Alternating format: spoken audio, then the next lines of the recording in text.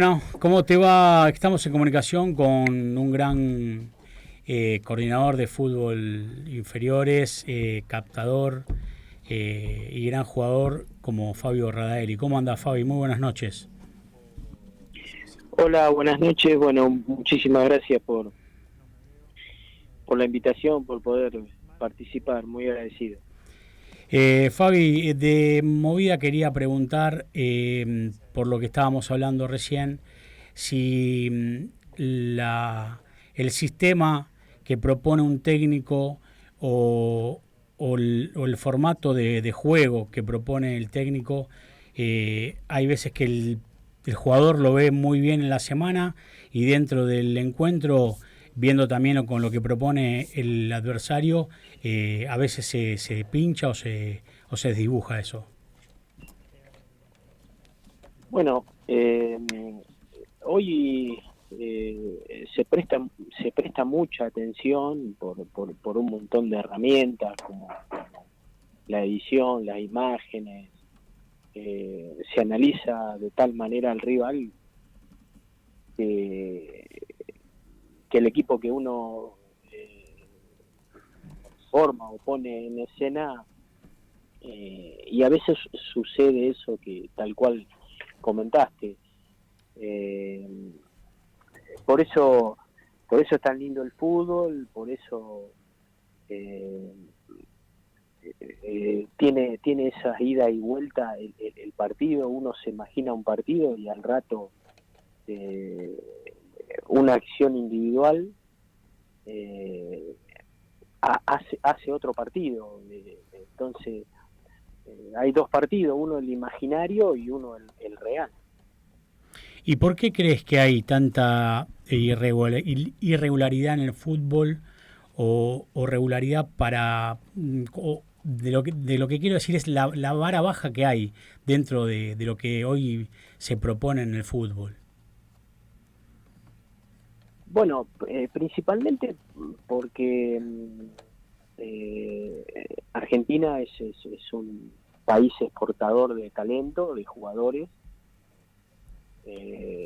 Sin ir mucho más lejos, hace 20 días un nene de River se va al Parma de Italia, un nene que cuando tuve la posibilidad de estar en River lo conocí, bueno, o mejor dicho, lo disfruté todos los fines de semana. Entonces esa calidad de jugadores que se van tan jóvenes hace que se vaya debilitando eh, las estructuras o los equipos, porque la realidad es que se van, diríamos, los mejores, ¿no es cierto? Fabio, buenas noches. Mi nombre es Rodrigo García Macedonia. Estamos hablando con Fabio Radaeli, coordinador de inferiores de Lanús. Te llevo a tu terreno. En inferiores se habla mucho que el objetivo que se tiene es preparar a los chicos para llegar a la primera división, darle todas las herramientas, equipos multidisciplinarios, y al mismo tiempo como que hay una parte que te dice no es importante los resultados, pero al mismo tiempo también es importante generar en los chicos la mente ganadora al momento de llegar a primera división. ¿Cuál es tu opinión al respecto? Para mí, bueno, primero saludarte, buenas noches. Primero todos jugamos a ganar, porque hay una persona que toca el silbato, que es el árbitro, y decide a ganar. Entonces, pero si lo único que uno trabaja es para ganar, entonces para mí, más allá de que el resultado más lindo es ganar, yo en inferiores hago hincapié en la forma. Por supuesto que en las distintas experiencias y en los distintos lugares donde a mí me ha tocado trabajar, cuando nosotros hemos elegido muy bien el talento o el jugador joven, lo hemos entrenado, van de la mano hacia un buen resultado. Entonces el nene convive con ese resultado, porque si vos me pasa en Lanús, todavía nosotros no hemos hecho ningún amistoso ni nada el primero, pero yo percibo por los pies y por la calidad técnica y por cómo se trabaja y por supuesto lo que el club desde atrás continuamente mejorando la estructura, y seguramente van a ganar las divisiones porque es una consecuencia. Entonces vos cuando elegís buenos jugadores y trabajás bien, es muy difícil que te toque otro resultado. Fabi, otra cosa que te quería consultar, vos que fuiste jugador de primera y que debutaste como lateral, ¿por qué se perdió tanto en el fútbol saber perfilarse, cabecear, cuando vos ves que en la primera de hoy se ven hasta defensores que no sacan pelota de cabeza, que no saben perfilarse, que falta un trabajo, como decís, desde atrás, desde inferiores, donde se ve plenamente hoy también en el fútbol argentino en la primera? Bueno, la verdad que es una apreciación o una pregunta excelente. Es una lucha que yo tengo. Casualmente hoy hablaba con el profe Macaya, estuve hablando como una hora, y para mí es para hablar largo rato. Hoy los entrenadores de inferiores se preparan para dirigir primera. Un gran error. Entonces se va perdiendo la cultura o eso de los conceptos formativos. Hoy se trabaja mucho en ver al rival en divisiones inferiores, y el 8 juega bien y guarda con el 10 que juega bien, igual que el delantero, y guarda con esta jugada que hacen de pelota parada. Y para mí yo dejaría de pensar en lo que va a ejecutar el rival y preocuparse por la materia prima y por las enseñanzas que tiene uno dentro del club. ¿Y con esto qué quiero decir? Para mí es más importante que un central pueda rechazar en forma orientada, que pueda sostener un ataque, que pueda perfilarse, que pueda sacar bien las piernas, que pueda saber cuándo tomar, como se dice hoy, apuntar a un delantero y encontrar el jugador libre. Pero lo más importante de esta situación que estoy comentando es que cuando llegue a primera división, el entrenador de primera no se detenga en tener que enseñarle a un joven cómo perfilarse, porque los tiempos de primera son otros.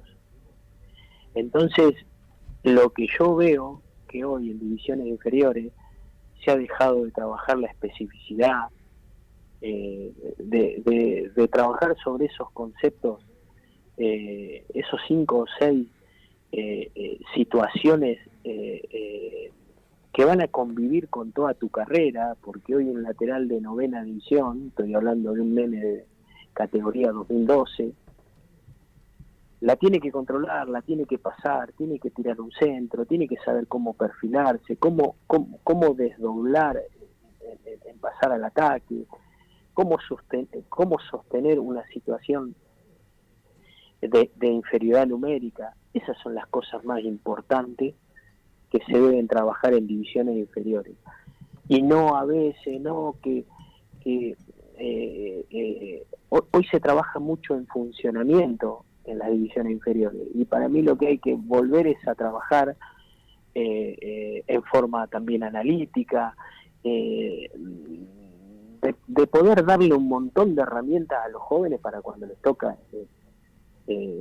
jugar en primera división. Ahora, Fabi, con lo que vos decís, que concuerdo completamente y suscribo lo que vos decís, ¿cómo hace un formador? Porque casualmente el otro día que miro constantemente fútbol y todo lo que esté relacionado al fútbol, salió una nota que le habían hecho, no sé por dónde, a Ander Herrera, que él hablaba con su psicóloga por la presión que veía en los juveniles, en las inferiores, que tenían esos jugadores, no solamente por llegar a primera, sino por la presión que le ejercía también de lo que venía desde su casa, que tenían que sacar a su familia de situaciones muy precarias, que sus padres por ahí la mayoría eran cartoneros, y que él, que venía de otro fútbol como el de España, no lo podía entender cómo soportaba eso. ¿Cómo hace un formador, y mejor que vos para explicarlo, para trabajar con la inmediatez que primero tiene el fútbol y después con todo esto que te estoy especificando de esto que ha salido hace poco sobre esta conversación de André Herrera con su psicóloga en Boca, ¿no? Mirá, lo que la escuché la nota y me pareció muy interesante, porque él hace, lo que más hincapié hace es en las diferentes culturas y lo que cómo lo toma un jugador argentino o lo que nos toca vivir, pero yo participé de una charla hace poco de agentes FIFA, donde me tocó compartir con Claudio Vivas, con Sebastián Pais, con una persona también con un cargo en Peñarol de Montevideo. Y para mí uno de los grandes inconvenientes es hoy lo que nos toca vivir es la locura también de por parte de los agentes, robándose los jugadores, que le ofrecen a una familia un auto y esto y el otro. Entonces un nene empieza a preocuparse más a los 14 y 15 años por a ver si quién le cambia el auto, quién le compra el auto a la familia, quién vende, le compra la representación. Entonces hay cosas que destruyen a la carrera de un nene, porque un nene está más preocupado y lógicamente que un nene con las necesidades que por ahí tiene, porque la familia lo acompaña, lo lleva, toma un colectivo, toma pero a veces nos toca convivir con este tipo de cosas. ¿Y tiene solución esto, Fabi? Por lo menos de lo que ustedes pueden llegar. ¿Si tiene solución? Sí, como formador, o tenés que dejar que esto sea a una libertad total y tratar de vos de formar su cabeza. Por lo menos expresarse y decirle a los nenes o jóvenes que prioricen el aprendizaje primero, porque después es una consecuencia. Irse prematuramente a los 16 años, a los 15 años, a los 17 años, claro. Se van mal formados, y después cuando vos llegás a lugares de élite, sos uno más, es decir, va a llegar y después te eligen el mejor. Entonces, fíjate la cantidad de jóvenes que van y terminan volviendo, ¿no? Sí, de eso no se habla y es verdad. Solo se habla de los que llegan y que, bueno, terminan siendo grandes figuras. Vos sabés de eso por Roger Martínez, Yo Lautaro, siempre, lo que sacaste en yo tuve Tigre. yo tuve el placer eh, de poder ser parte de ese aprendizaje de Lautaro Martínez en Racing. Y Lautaro se podría haber ido a los 18 años si quería al Madrid. Y él priorizó la formación, irse consolidado como jugador de primera, y no como una promesa de primera, que son dos cosas totalmente distintas. Muy bien. Hola Fabio, Leandro te saluda y te agradezco por esta interesante charla. Te hago una consulta, más allá del entorno de los juveniles, de los chicos que vos dirigís, ¿cómo los notás a ellos? ¿Receptivos? ¿Piden consejos? ¿Te escuchan? ¿Sentís que te toman como, más allá de como un entrenador, como un consejero? ¿O ya eso no existe? ¿Cómo andás? Un saludo grande primero. Mira, yo siempre he tenido una devolución por parte de los chicos que han sido muy receptivos. Y la realidad es que yo creo crear un clima de confianza con el jugador y con el nene, donde me permito de poder decirle lo mejor o creo entender qué es lo que más le conviene. Y esto lo puedo certificar porque muy a menudo me siguen visitando chicos que he dirigido, qué sé yo, el otro día, no sé, Fernando Valenzuela y Agustín Figueroa vinieron a saludarme y Rodrigo Palialev, otro marcador central que tuve en Racing, me vienen a saludar y a ver cómo estoy y nos quedamos charlando durante una hora. Entonces yo lo que siento en ese tipo de visitas es que no ha sido en vano el tiempo. Claro. En decirle qué era lo que a nosotros nos parecía siempre la verdad nuestra, que no quiere decir que sea la verdad. Entonces vamos por este lado, cuídate, descansá, alimentate bien, tranquilo. Primero la persona y después el jugador. Es que somos personas. Claro, exactamente. Fabio, Es que somos personas. recién Yo hablaba... tengo otro caso. Sí, dale. Tengo otro caso, discúlpame, que yo siempre luché por él, y desde mi humilde lugar, es que a veces a los chicos se les exige demasiado a una muy temprana edad. Y en este caso voy a poner el caso de Bota. De Rubén Bota. No todas las personas somos iguales. Algunos maduran a los 18 años, otros a los 19 y otros a los 22. Entonces, Rubén era un nene un nene con un talento increíble, impresionante, que quizás le cayó la ficha a los 21 años. Y si nosotros hubiésemos tomado una determinación a los 19 años, pero no juega en primera, ¿viste? Ya pasó el tiempo. ¿Por qué? ¿Por qué pasó el tiempo para un nene de 19 años? Si hoy estamos viendo que los jugadores, Maravilla Martínez, en Racing, Sí. es como que el caso, yo estando en Lanús, lo hablo mucho o lo he hablado con Pepe Sanz. Pepe estaba en Boca Unidos de Corrientes a los 31 años o 32, y lo rescata futbolísticamente Aldo Civi y después jugó hasta los 44. Entonces, que son pocos los casos,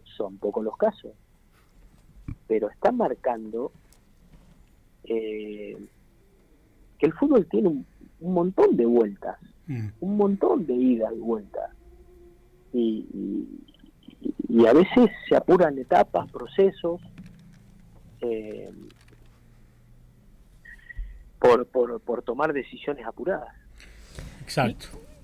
Fabio, recién hablabas de Lautaro Martínez. ¿Nos querés contar cómo fue toda esa situación para poderlo llevar a Racing y luchar contra otros clubes? Fue en noviembre del 2013. Siempre digo, para mí Liniers de Bahía Blanca siempre fue un club exportador, diríamos, de jóvenes futbolistas. Yo soy de Benito Juárez, nosotros jugábamos en divisiones juveniles, en selecciones, con 12 años, con 13, con 14, y siempre Liniers era un club modelo de formativo, y de hecho que Miralles, que Graf, que Pablo Paz,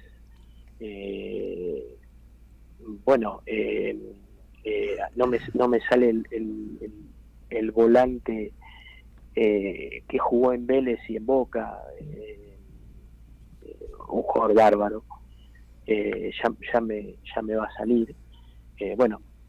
A lo que voy es que un club formador con historia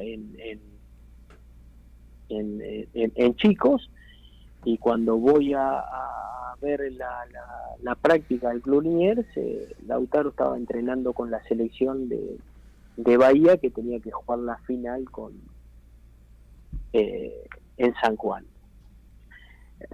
A mí, con lo que vimos, me pareció que era un nene muy destacado por la edad que en ese momento tenía, y como yo ya sabía con los jugadores que contaba en Racing lo que necesitaba la división, nos pareció en ese momento que estábamos en presencia de un nene destacado. Y me han hecho 10.000 veces, vos te lo imaginabas en el Inter. Yo soy entrenador de fútbol y a mí me parecía que estábamos en presencia de un jugador sumamente destacado. Pero bueno. Y tu campeonato está cuando llega a la primera de Racing, ya está. ¿Cómo? Digo, el campeonato de los formadores es cuando llega a la primera del club o de un club y puede ser jugador profesional. Exacto. Yo creo que con lo que vos decís, Fabi, me parece que es por lo menos ir un poquito más de lo que dijo acá mi compañero Lea, que lo que vos estás hablando sobre Lautaro, para mí el ejemplo más grande de Lautaro no fue ni cuando llegó a la selección ni cuando llegó al Inter. Me acuerdo, no sé si vos también te recordás, cuando él hace 3 goles y dice que su funcionamiento y del equipo no habían sido buenos, o de él hacia el equipo no había sido bueno, y había hecho 3 goles.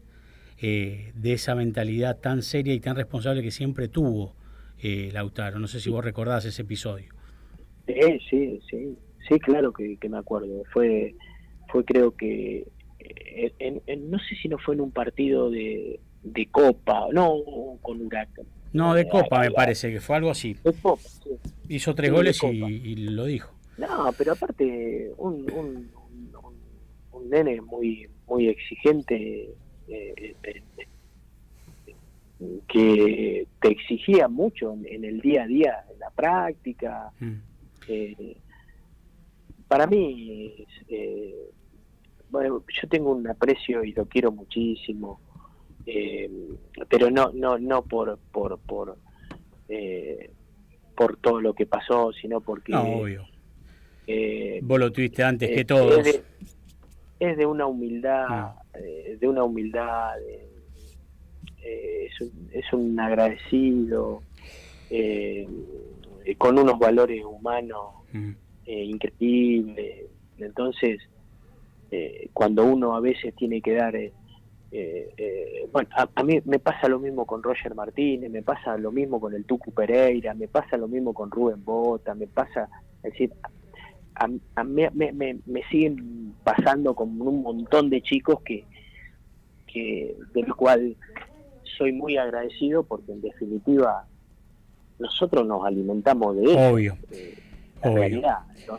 Fabi, te quiero hacer la última porque, bueno, nuestro programa es de 1 hora y como siempre digo, el tiempo es tirano, pero quiero que expliques acá en la mesa, que te he escuchado una vez decir, como tantas cosas buenas que decís sobre la formación del fútbol y la persona que sos, que una vez te escuché decir que el jugador del medio campo hacia atrás se puede hacer, lo puede formar, se puede formar, y el del medio campo hacia arriba no, más que nada obviamente los creativos. ¿Podés explicar eso que para mí en su momento cuando lo escuché fue excelente y quisiera que lo puedas explicar en esta mesa? Para mí la diferencia que hay entre los jugadores